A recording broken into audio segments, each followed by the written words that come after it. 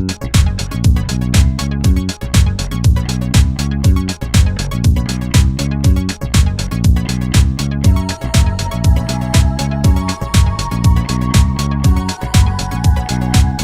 there NintendoGBR fans and followers alike, hope you're all well. Welcome to another episode of Nintendo, My Life and I, with me, NintendoGBR. Coming up, as promised, my reaction to Nintendo's E3 2018 presentation. Was it good? Was it okay? Was it really bad?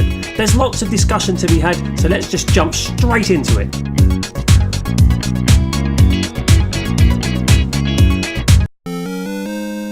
Okay, so welcome back. So thank you very much for joining me, NintendoGBR fans and followers. Just want to say a big thank you to all my subscribers out there. Having just gone over the 200 mark, it may seem tiny, but to me it's a massive thing. So thank you very much for continuing to subscribe to my channel, and please tell your friends. In a normal way, not like that. So, without further ado, let's talk about Nintendo's E3 2018 conference. Well, some people were not very impressed. Some people like me were kind of expected that. Other people were really pleased. I think it's a conference that was always going to disappoint a certain number of fans. I don't think Nintendo could have done a much better job with their presentation this year.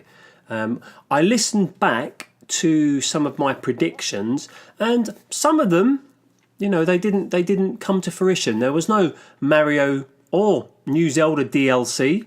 I was surprised that there was no Mario DLC.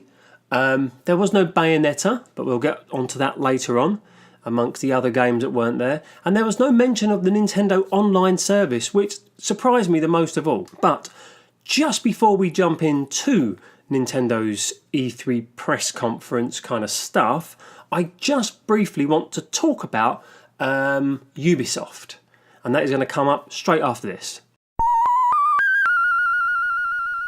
Okay, welcome back.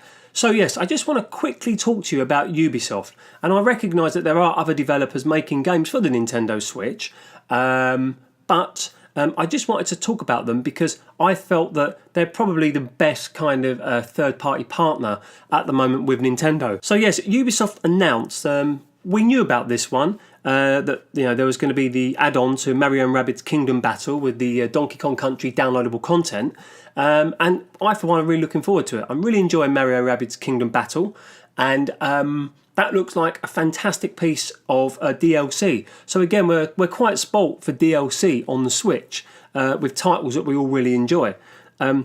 The most exclusive thing, I suppose, that now Nintendo have revealed, or Ubisoft have revealed, is that in Ubisoft's new kind of open world sci-fi space simulator, Starlink, there's going to be an exclusive Star Fox only content on the Nintendo Switch. Now for me it looks pretty good, and one of the things that gets me really, really excited about this relationship that Nintendo's kind of nurturing with Ubisoft, or maybe it's around the other way, is that Ubisoft are taking a lot of care with Nintendo's characters, and it's really, really pleasant to see that. I wouldn't be at all surprised if Ubisoft make the next Starwing game, or the next Star Fox game, but they're taking such care and handling Nintendo's IP with such care that I feel that Ubisoft deserve a 2 thumb up from NintendoGBR, because they're doing great things with Nintendo, and long may that continue. Okay, so now let's jump straight into the E3 2018 conference from Nintendo.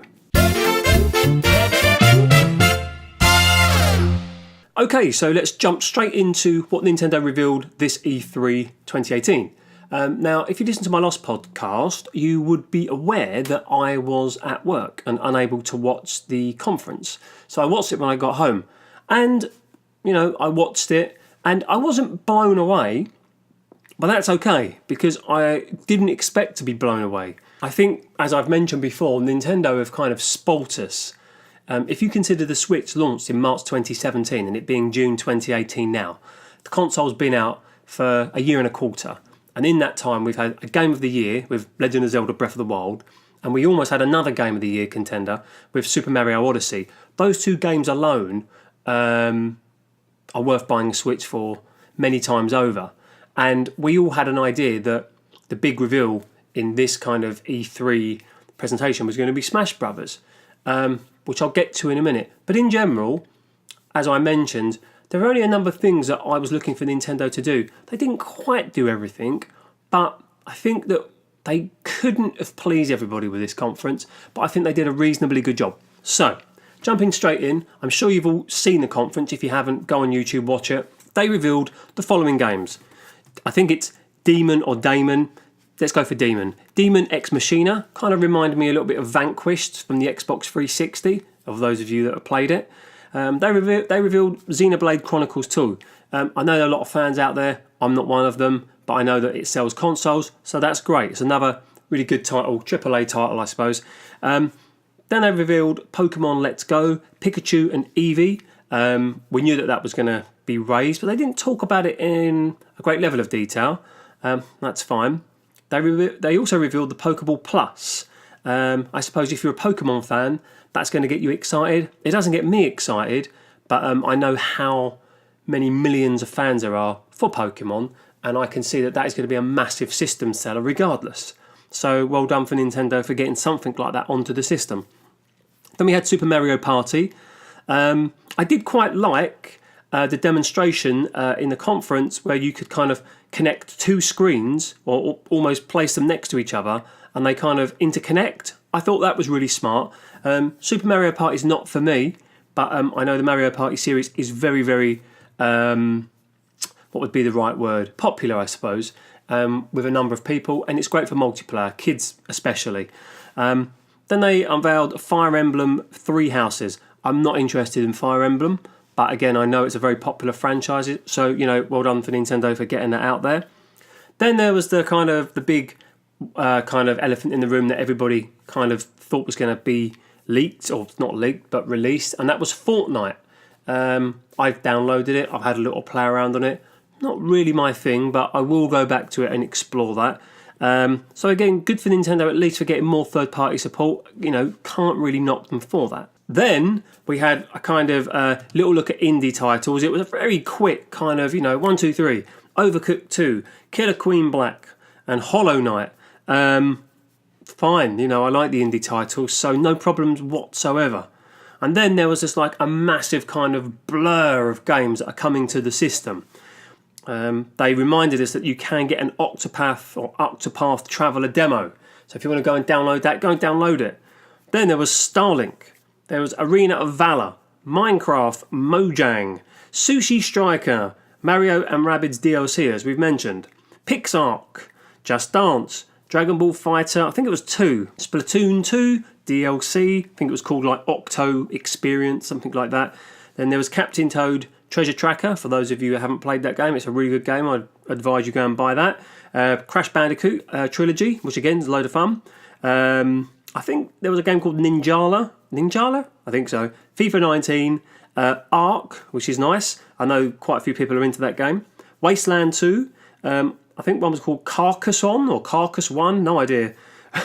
Paladins, Fallout Shelter, which I've downloaded but yet to play, and Dark Souls Remaster. When we look at all those games, yes, some of them are ports and some of them we've played before, but in general, that's a good amount of games to play.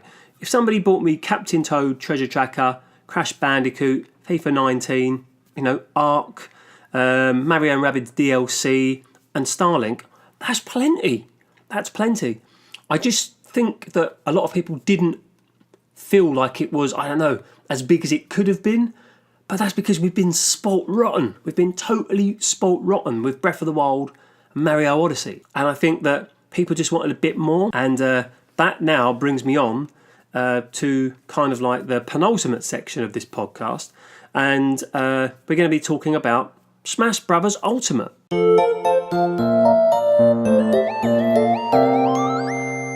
Okay, so I'm not going to spend very long on this part, even though Nintendo spent half of their presentation on it, or most of it, and that is Super Smash Bros. Ultimate.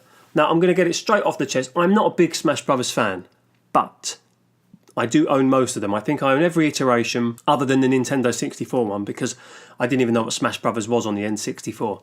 I don't mind a Smash game. I really, really, really wish I was into Smash more like I was like Mario and Zelda, but I'm not. But that being said, this Smash might change, change my attitude on it. There's no doubt that if you are a Smash Brothers fan, this is as big as Zelda or Mario, because not everybody likes Zelda and Mario. I think Nintendo have listened to what the community are saying to them. They're trying to do everything to please that community by, again, the allowance of the GameCube controllers, which I think is pleasing a lot of people. That the roster of characters is complete. Every single fighter that there's ever been is fantastic. You've got people moaning about, oh, they should have added this character, they should have added this character. But I think that Super Smash Bros. Ultimate, in general, or as Nintendo said, it's the biggest gaming crossover ever. There are so many different characters out of so many different games. And it seems that a lot of people are glad that Solid Snake is back. I'm not under a box, but I could be. Maybe I could do the podcast from under a box next time, like Solid Snake. If that's interesting to you, let me know. But yeah, I probably will pick up the game. It looks deeper. It looks a little bit more fun than the previous ones, but maybe I'm just talking nonsense. But when you think about it, when that launches in December 2018, the Switch will have been out for 1 year and 9 months. So a year and 3 quarters. And in that time, you've had Legend of Zelda Breath of the Wild, Game of the Year, Super Mario Odyssey, which was pretty much almost the Game of the Year, got lots of votes. And then you're going to have another IP.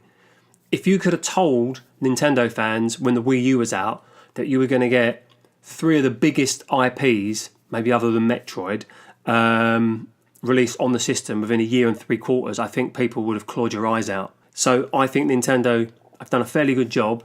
I just don't think it felt as big as it used to for certain people.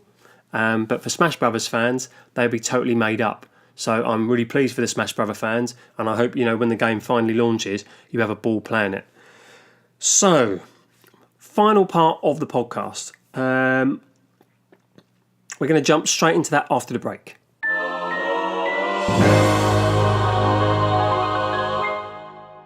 Okay, so the last part of the podcast. What Nintendo didn't mention, what are we missing? Let's talk about that. So obviously the first thing that came to my mind was that there was nothing on Metroid Prime 4. Slightly strange, because you would expect that there would be some kind of footage, even a trailer that they could show us 1 year on from E3 2017. That's all I've got to say about it, really. There should have been something, even if it was literally the first 1 minute of the game, even if it was a little trailer. But I think Nintendo will probably come good later on in the year with a Nintendo Direct for that, so I'm sure they will. There was no Bayonetta 3. I was quite surprised again by that. I thought that there would definitely be some kind of gameplay. I can only think that maybe they're holding back because their main focus is Smash Brothers, and they don't want to kind of overcrowd people's minds. They just want people to kind of focus on Smash Brothers. That's my only answer, really. But I would have liked to see some gameplay footage, especially as I'm playing through Bayonetta at the moment, and I'm kind of really into Bayonetta. There was a no-show for No More Heroes. I thought that this game was pretty much almost ready to come out. I'm not going to buy No More Heroes, but I was just surprised that it wasn't there. And Yoshi, where's the Yoshi game gone? I mean, that was like one of the first trailers I think we saw on the Switch launch trailer back in like March 2017. So it's quite a long time ago that we saw that trailer, but yet we've not been shown anything. That's bizarre to me. And I think last but not least, I think that Nintendo should have talked a little bit more about their online service. And again, all I can think of is that they're holding all of these kind of things back, and they're going to kind of what would be the best word? Drip feed all these bits to us throughout the year. There'll probably be something in, say, July, and something else in September, just before the online launches. And I'm sure they've got something up their sleeve to launch with the online. I was also a little bit disappointed to not see anything more on Labo or any ideas about Labo. To recap and go over everything, I think that Nintendo have done as good a job as they were going to do. I mean, it's going to be incredibly hard in general to follow up Breath of the Wild and Super Mario Odyssey so quickly. They were like 2 amazing gifts to the Nintendo fans, and you are going to have a lull. But the thing is that those games were so good that I just think people feel a bit shortchanged this time around. How do you follow that up? They've given us Super Smash Brothers.